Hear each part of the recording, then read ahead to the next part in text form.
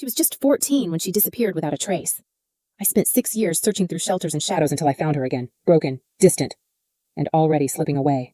This is the story of how I lost my daughter. Twice.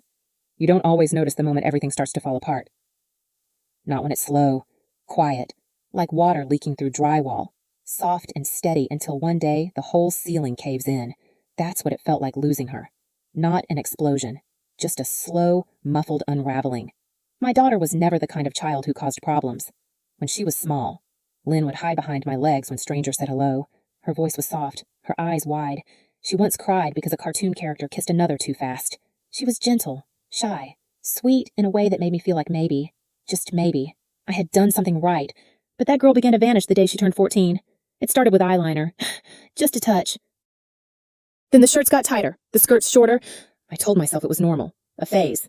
I didn't want to be the kind of mother who punished her daughter for growing up, but something inside me twisted every time I saw her reflection.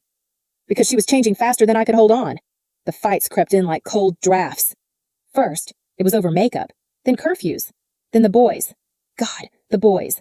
I never learned their names. Most didn't look like high schoolers. Some had tattoos I couldn't read. Others had cars that purred low and dangerous in our driveway.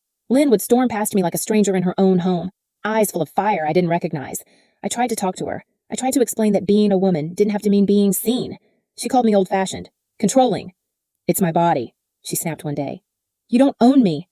That's when I knew. I wasn't speaking to a little girl anymore. I was speaking to someone who had learned how to shut me out. I should have looked harder then, pushed past the noise and seen the pain underneath. But instead, I backed off, thinking maybe she'd grow out of it. Maybe if I didn't press so hard, she'd come back to me on her own. She never did.